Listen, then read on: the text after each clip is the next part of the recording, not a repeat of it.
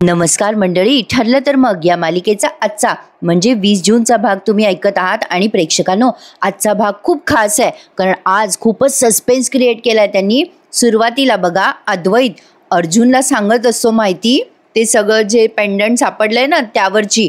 तो सांगतोय की यावर हॉलमार्क आहे, CJK म्हणजे चांदेकर ज्वेलर्स, 95 म्हणजे 95 साली हा दागिना आमच्याकडे घडवून आणलाय. अर्जुन म्हणतो ग्रेट, मग हे दागिने कोणी विकत घेतले याचा रेकॉर्ड असेल ना तुमच्याकडे. आता हा जो अद्वैत आहे ना थोड्या वेळ विचार करतो आणि म्हणतो अरे अर्जुन, त्यावेळेला ना डिजिटल रेकॉर्ड नव्हते, सगळं हाताने लिहिलं जायचं रजिस्टरमध्ये.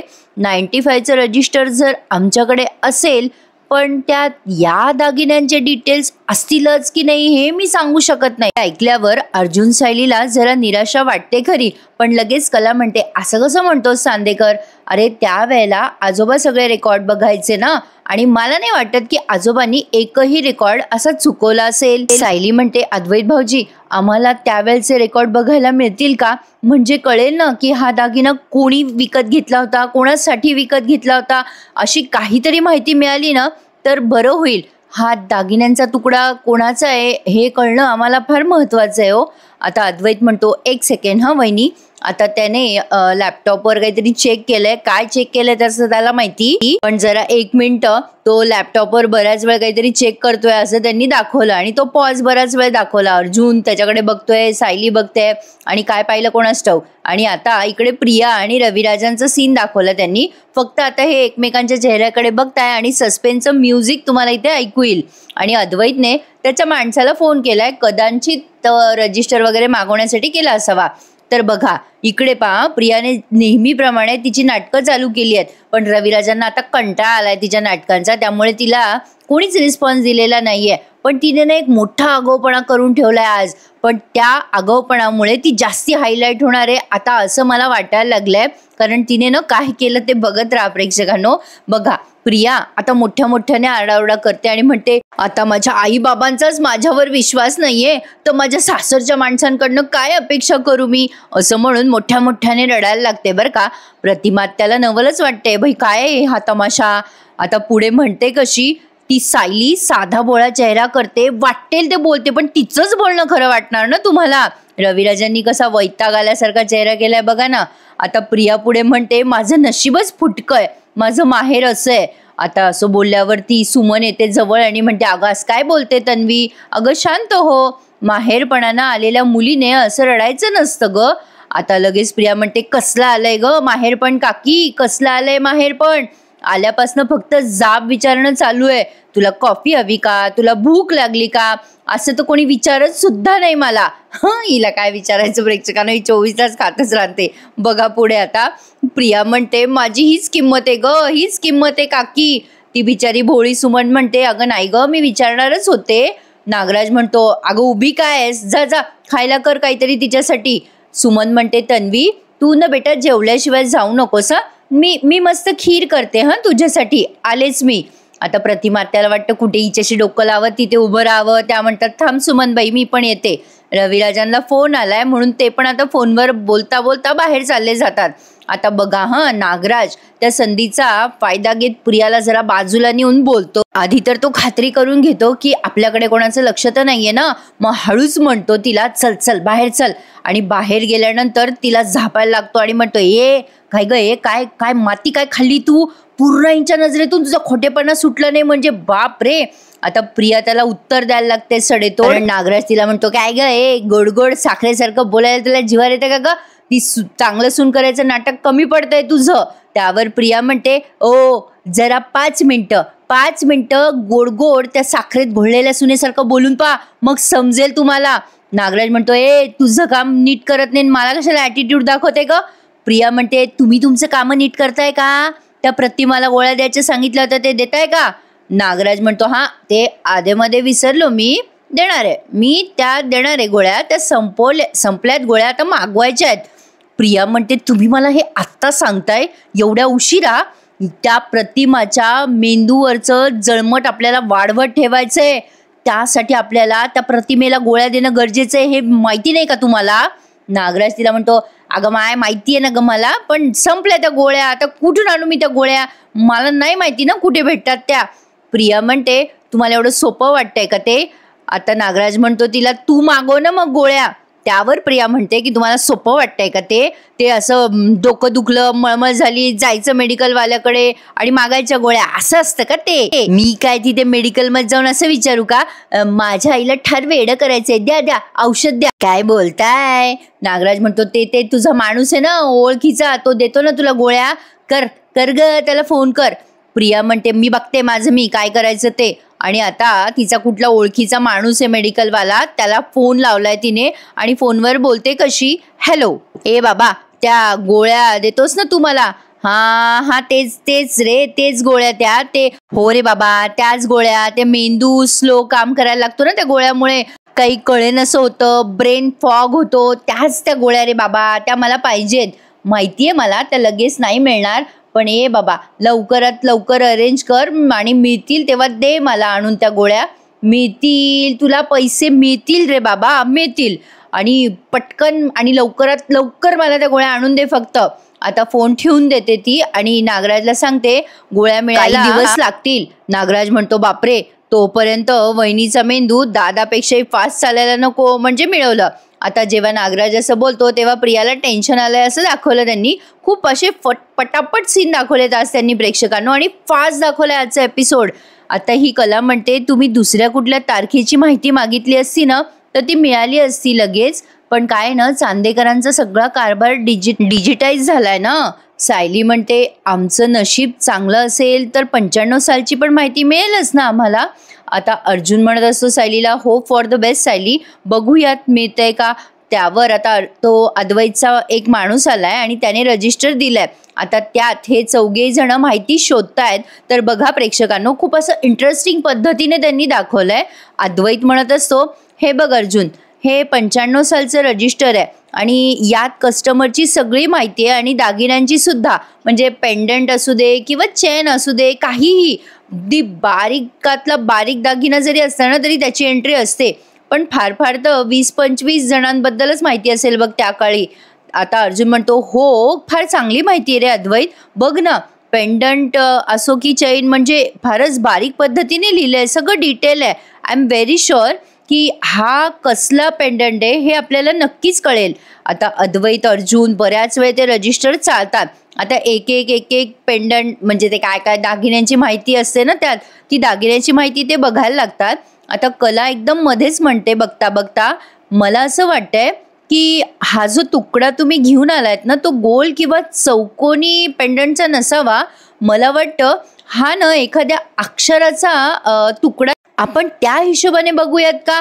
आता अर्जुन तिच्याकडे निरखून बघायला लागतो, म्हणजे इनिशियल असतात ना प्रेक्षकांनो, ASB असं ते पेंडंटचा तुकडा आहे आणि एक्झॅक्टली तो एसचाच तुकडा निघतो. तर बघा आता कसा निघतो, मी तुम्हाला आधीच पटकन सांगितलं.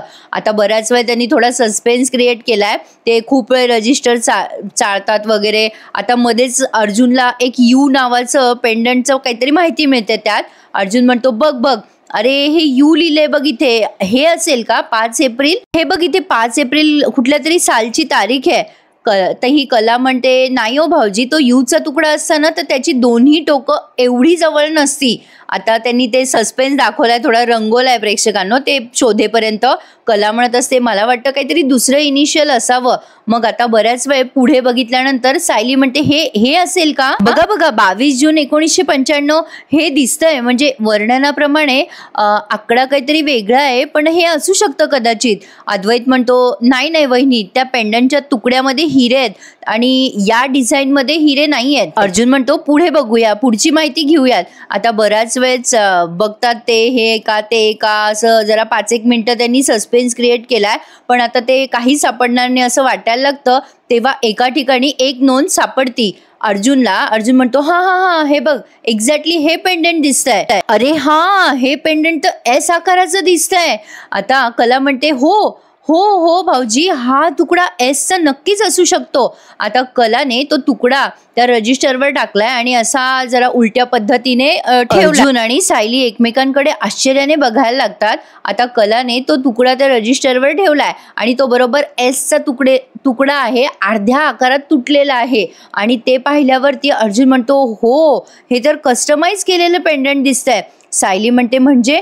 अर्जुन म्हणतो, अगं कोणासाठी तरी मुद्दाम बनवून घेतलंय हे एस नावाचं पेंडंट आहे. अर्जुनने ही माहिती देता क्षणीच अद्वैत म्हणतो, हो बरोबर बोलतोयस तू अर्जुन. अरे हे जे पेंडंट आहे ना ते मुद्दामून बनवून घेतलंय आणि बनवून घेणाऱ्याचं नाव सुद्धा यावरती नमूद केलेलं आहे. आता अर्जुन ते नाव बघतो आणि म्हणतो, कालिंदी महाडिक हे नाव कोणाचं आहे? आणि कालिंदी महाडिकने हा एस नावाचा कोणासाठी बनवला असेल हा तुकडा? कोण असेल ही कालिंदी महाडिक? अरे अद्वैत, तुला काही याबद्दल माहिती आहे का? अद्वैत म्हणतो, नाही रे अर्जुन, आत्ता तरी त्या आमच्या कस्टमर नाही आहेत आणि मला नाही वाटत आबा त्यांना पर्सनली ओळखत असतील. कारण काय आहे ना अरे अर्जुन, आबानं पर्सनली ज्या कस्टमरला ओळखतात ना त्या नावासमोर अशी खूण करून ठेवतात, जी नावाची. अर्जुन आणि सायली सगळेच विचार करायला लागतात. मग हे एस आकाराचं पेंडेंट कोणाचं असेल आणि कालिंदी महाडिकने हे कोणासाठी बनवलं असेल? काय असेल हा सस्पेन्स? आता बराच वेळ विचार केल्यानंतर आता पुढच्या सीनमध्ये त्यांनी दाखवलंय की अर्जुनला तेव्हाच लक्षात येतं की एस फॉर साक्षी म्हणून. पण आता त्यांनी मध्येच प्रियाचा सीन दाखवलाय. सुरुवातीला म्हटलं ना मी प्रेक्षकांनो की ती आज मोठा आगाऊपणा करते. बरं आता या प्लॅनमध्ये तिने काय काय मूर्खपणा केलाय ते मला तुम्हीच कमेंट करून सांगा. आता अर्जुन आणि सायलीचा आणि अद्वैतचा हा सीन त्यांनी एवढाच दाखवला. तर बघा प्रिया आणि नागराज आता काय प्लॅन करायला बऱ्याच वेळ विचार करताना दाखवलाय की एस कोण असेल एस नावाचं आणि ही कालिंदी महाडिक कोण असेल असा ते सगळेच जण मिळून विचार करताय असं बऱ्याच वेळ दाखवलं त्यांनी काही सेकंड. आणि आता बघा नागराज आणि प्रिया दोघेही जण आगोपणा करतात. नागराजला म्हणत असते प्रिया की या प्रियाचा मेंदू किती शातीर आहे ना हे विसरू नका. नागराज म्हणतो, आता काय करणार आहेस तू प्रिया? आता पहा प्रिया काय करते. प्रतिमा त्या आणि त्या सुमनताई स्वयंपाकघरात असतात. यांचं स्वयंपाकघर अगदी समोरच आहे. तेवढ्यात प्रतिमा त्या काहीतरी आणण्यासाठी म्हणून दुसरीकडे गेल्यात. प्रियाने त्या गोष्टीची संधी साधली आहे आणि लगेच प्रतिमा त्याचा फोन उचललाय. नागराज म्हणत असतो, हे काय करते तू? आता ही प्रिया त्यांना खुणवते की थांबाव जरा आणि त्या पूर्णाजीला मेसेज करते या प्रतिमा त्याच्या मोबाईलवरनं. आणि त्यात लिहिते कशी, पूर्णाई तुम्ही माझ्या तन्वीवर जे आरोप केलेत ना ते मला अजिबात आवडलेले नाहीये. तुम्ही तिला खोटारडी म्हणणं बंद करा, नाही तर मी तिला कायमची माहेरी घेऊन येईल. खोटारडेपणाचे आरोप करणं बंद करा असं लिहिलंय तिने. आणि पुढे लिहिलंय कसं, तर मी तिला कायमची माहेरी घेऊन येईल. आता ती दरवेळेला जशी माइंड गेम खेळते ना प्रेक्षकांनो या प्रतिमा त्यासोबत की आई तुला काही आठवत नाहीये, तसं काहीतरी आगाऊ प्रकार तिने केलाय. किती विचित्र वाटतंय हे सगळं प्रेक्षकांनो. एक स्पेसिफिक शब्द वापरावा असा वाटतोय पण जाऊ द्या, नाही वापरत आहे. नागराज म्हणतो, अच्छा अशी ठिणगी टाकली तर? प्रिया म्हणते, आता या ठिणगीचा वणवा कसा होतो ना ते बघा. आणि लगेच काय दाखवलं बघा ना. आता ही प्रिया मेसेज करते आणि लगेच घरी आलेली पण दाखवली त्यांनी. घरी आल्या आल्या आता या पूर्णाजीच्या आणि या कल्पना त्यांच्या हातात मोबाईलच असतो आणि त्या दोघी त्या मेसेजबद्दलच विचार करत असतात. आता प्रिया त्या दोघींना बघते, या दोघी फोन पाहतायत म्हणून दारातच बरं का. घरात आल्या आल्या पूर्णाजी आधी शॉक झालेल्या असतात की माझ्या प्रतिमाने असा कसा मेसेज केला मला. त्या कल्पनाताईंशी असं बोलत असतात. तेव्हा प्रिया मनातल्या मनात विचार करते. प्रिया आता मनातल्या मनात खुश होऊन म्हणते, येस या दोघी त्या प्रतिमाचाच मेसेज वाचताय वाटतं. माझा नेम बरोबर लागलाय. या असल्या सुपीक आयडियाच्या डोक्यात येतातच कुठून प्रेक्षकांनो, काहीच्या काही दाखवतात. या पूर्णाजी म्हणतात, अगबाई आपल्या प्रतिमाने असं कसं मेसेज केला मला. कल्पनाताई म्हणतात, अगबाई काही कळतच नाही हो पूर्णाई. आता ही लगेच येते प्रिया आणि म्हणते, काय काय चाललंय तुम्हा दोघींचं? काय ग पूर्णाजी, आईचा मेसेज आहे, काय म्हणते आई? आता या पूर्णाजी म्हणतात, ए बाई कल्पना प्रतिमाला फोन लाव बरं. असं काय विचित्र लिहिलं ग आपल्या प्रतिमाने. लाव बरं बाई फोन, मला बोल दे जरा तिच्याशी, नाही तर मला चैन नाही पडणार. कल्पनाताई म्हणतात, अहो हो पूर्ण आपल्याला बोललं तर पाहिजे ना, असं काही लिहिलंय प्रतिमानं. आणि थांबा मी फोन स्पीकरवर ठेवते. आता कल्पनाताईंनी फोन लावलाय बरं का. आणि या प्रतिमात्य फोन रिसीव्ह करतात. प्रिया मनातून खुश होत असते की चला आता या प्रतिमाला पुन्हा एकदा वेडं बनवायचा चान्स आला तर. आता प्रतिमात्या फोन उचलतात मग कल्पनाताईकडनं म्हणतात, अगं प्रतिमा तुझी तब्येत कशी आहे ग? बरं हा प्रश्न जरा वियर्ड वाटला असं नाही वाटत आहे का प्रेक्षकांनो? म्हणजे डायरेक्ट कल्पनाताईंनीच मुद्द्याला हात घातला. बघा हा, या प्रतिमा आत्या म्हणतात, माझी तब्येत ठीक आहे कल्पना, असं का विचारतेस? कल्पनाताई म्हणतात, अगं प्रतिमा तू हा असा काय मेसेज पाठवलास ग? अगं मला आणि पूर्णाईला खटकला ग तो मेसेज. या प्रतिमा त्या म्हणतात, मेसेज? कसला मेसेज? कल्पनाताई म्हणतात, अगं तो मेसेज वाचून जरा विचित्र वाटलं म्हणून विचारलं ग, तुझी मनस्थिती ठीक आहे ना? प्रतिमा त्या म्हणतात, अगं कल्पना पण कुठला मेसेज? आता या कल्पनाताई म्हणतात, हां अगं सांगते हं तुला. आणि तो मेसेज त्यांनी लिटरली प्रतिमा त्याला वाचून दाखवलाय. म्हणतात कशा बघा, अगं बघ प्रतिमा ऐक, तू असा मेसेज केलाय की पूर्णाई तुम्ही माझ्या तन्वीबद्दल जे बोललात ते मला अजिबात आवडलं नाही. तिच्यावर खोटारडेपणाचे आरोप करणं बंद करा, नाहीतर मी तिला कायमची माहेरी घेऊन येईल, असा मेसेज केलास तू प्रतिमा. त्या प्रतिमा त्या तिकडे शॉक लागल्यासारख्या ॲक्शन करू लागल्या आणि म्हणू लागल्या, नाही नाही नाही नाही, मी असं कुठलाही मेसेज केलेला नाही आहे कल्पना. अगं काहीतरी गैरसमज झाला असेल. अगं मी अशा पद्धतीने पूर्णाईंशी बोलेल का कधी कल्पना? पूर्णाजी म्हणतात, हो ना मला पण तेच वाटतंय, प्रतिमा असं नाही बोलणार कधी माझ्याशी. प्रिया लगेच तिकडनं माइंड गेम खेळायला लागते आणि म्हणते, अगं आई पण हा फोन तुझ्या मोबाईलवरून आलाय, तू तो मेसेज केला आणि नंतर विसरून गेलीस का? फोन स्पीकरवर आहे ना प्रेक्षकांनो, त्यामुळे ह्या सगळ्या जणी मोठ्यानेच बोलताय, कानाला फोन न लावता. तर बघा आता या प्रतिमा त्या तिकडे शॉकमध्ये, नाही नाही असं कसं होईल? अगं तन्वी मी कोणाची शपथ घेऊन सांगू, मी नाही केलाय हा मेसेज. त्या प्रतिमा त्याला मुद्दाम बावळं करताय बरं का. आता तेवढ्यात रविराज येतात आणि मला असं वाटतं की प्रियाचा हाही प्लॅन अगदी फुसका निघणार आहे, कारण रविराज त्या प्लॅनवर बरोबर उत्तर देतील आणि त्यांना कळून जाईल की प्रिया कशी माइंड गेम खेळतीये या प्रतिमा त्यासोबत. आता ते रविराज म्हणतात, काय गो प्रतिमा काय झालं? आता बघा प्रतिमा त्या म्हणतात, अहो बघा ना कोणीतरी पूर्णाईला माझ्या फोनवरून उद्धट मेसेज केलाय हो. अहो पण मी नाही केला तो मेसेज. रविराज म्हणतात, आणि इकडे मी बोलतो. लगेच प्रिया म्हणते, हॅलो हॅलो बाबा. अहो बाबा आई घेते की नाही तिच्या गोळ्या वेळेवर? अहो आईने असं काय मेसेज केला हो? म्हणजे ती काहीतरी करते बघा ना आणि विसरून जाते हो. काय हो बिचारी आई. अहो बाबा मी काय म्हणत होते, आपण आईच्या गोळ्या किंवा तो कोर्स बदलून बघूयात का? प्रतिमा त्या आता घाबरतात बरं का. मला असं वाटतं सायलीसारखं सडेतोड उत्तर त्याच देतील या प्रियाला. आता प्रिया म्हणते, आईचा आजार पण वाढत राहील ना बाबा, आपल्याला काहीतरी करावं लागेल हो. आता हे रविराज म्हणतात, थांब जरा तन्वी मला बघू दे काय मेसेज केलाय तिने. आता इथे जरा मला नवल वाटलंय हा. रविराज त्या प्रतिमा त्याचा फोन चेक करतात आणि म्हणतात, अगं पण इथून प्रतिमाने पूर्णाईला काही मेसेज पाठवला असं दिसतच नाहीये. प्रतिमा त्या म्हणतात, अहो कसा दिसेल तो मेसेज, मी पाठवलाच नाही ना. म्हणजे प्रियाने तो डिलीट केलाय असं तर काही दाखवलं नव्हतं, पण बघू बाई आता हे काय दाखवतात ना, जरा गोंधळच असतो कधी कधी. पण आता या पूर्णाजी म्हणतात, अगं प्रतिमा तू काळजी नको करूस, पण माझं मन सांगतंय ना बेटा की तू कधी माझा अनादर करणार नाही. पण तिच्या फोनवरूनच मला मेसेज आला हे खरं आहे बरं का रविराज. मग कल्पनाताई म्हणतात, भाऊजी मी तुम्हाला स्क्रीनशॉट पाठवते या मेसेजचा. असं म्हणून त्यांनी तो स्क्रीनशॉट आता रविराजांना पाठवला. आता रविराजांनी तो मेसेज वाचला आणि त्यांनाही नवलच वाटलं. अरे बापरे हा काय प्रकार आहे. प्रतिमा आत्या सुद्धा शॉक होतात तो मेसेज वाचून आणि म्हणतात, बापरे हे काय आहे? अहो हे सगळं अशक्य आहे हो, खरंच अशक्य आहे. आता रविराज पण टेन्शनमध्ये दाखवलेत बरं का की हा काय प्रकार आहे. म्हणजे प्रतिमाच्या मोबाईलवरनं तर मेसेज गेला, पण हा प्रतिमाने केला नाही, हे काय आहे सगळं. आता रविराजांना खरं तर तन्वीबद्दल शंका पटकन यायला हवी होती, पण आता बघू केव्हा येते शंका. कारण प्रेक्षकांनो मालिकानं आता जरा इंटरेस्टिंग दाखवत आहे. आणि मी काल असं ऐकलंय बरं का, आता कुठला तरी सोर्स आहे त्यावर असं सांगितलंय की आता खऱ्या तन्वीचं सत्य उघड होणार आहे म्हणे या कालिंदी महाडिक प्रकरणामुळे. आता मालिका प्रचंड इंटरेस्टिंग होणार आहे प्रेक्षकांनो, त्यामुळे बघायची सोडू नका. आणि माझा रिव्ह्यू तर ऐकणारच आहात तुम्ही, त्यात काही प्रश्नच नाही. तर हा शेवटचा सीन तुम्ही बघत आहात. चैतन्याला बोलावून घेतलंय अर्जुनने. आता त्या पेंडंट बद्दल चर्चा चालू आहे. अर्जुन सायलीला आता कन्फर्म झालंय की तो पेंडंट साक्षीचाच आहे. अर्जुन म्हणत असतो, आपल्याला आतापर्यंत डाऊट होता पण आता आपल्याला मेजर काहीतरी मिळालंय. हा पेंडंट एस नावाचा आणि तो साक्षीचाच आहे. सायली म्हणते, ते पेंडंट साक्षीने विकत घेतलंय याचा पुरावा मिळाला असता तर किती मदत झाली असती. पण 1995 साली साक्षीने कसं विकत घेतलं असेल ते. अर्जुन म्हणतो, नाही ना तेव्हा तर ती नुकतीच जन्माला वगैरे आली असावी. पण चांदेकर ज्वेलर्सकडनं ते पेंडंट विकत घेणारी ती बाई, तिचं नाव पण वेगळंच आहे ना. सायली म्हणते, हो ना त्या बाईने साक्षीला भेटवस्तू म्हणून दिलं असेल का ते पेंडंट? तसं असेल तर त्या बाईचा आणि साक्षीचा काय संबंध असेल बरं?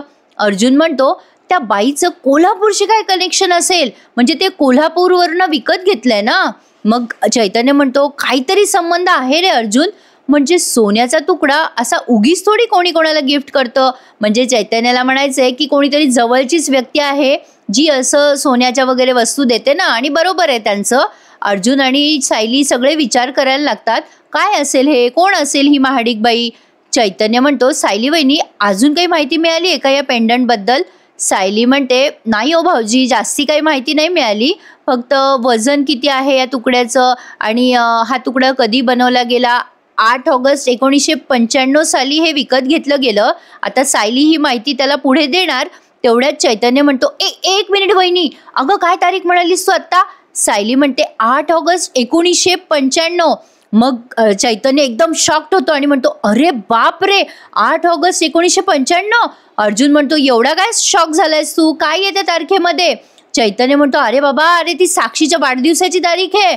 आणि मग सायली अर्जुन शॉक्ड होतात, काय काय असं म्हणून सगळे एकमेकांकडे बघायला लागतात. आणि आता हा फार मोठा पुरावा त्यांच्या हाती लागलाय. आता ही कालिंदी महाडिक कोण आहे? आता बापरे, केवढा मोठा सस्पेन्स ठेवलाय त्यांनी प्रेक्षकांनो. आता बघा, एपिसोड इथे संपलाय, पण पुढचा प्रोमो पण धमाकेदार आहे. अर्जुन आता सांगत असतो चैतन्य आणि सायलीला, आता सगळे डॉट्स एकत्र और मेरा अंदाज 100% खरा निकल गया प्रेक्षकांनो.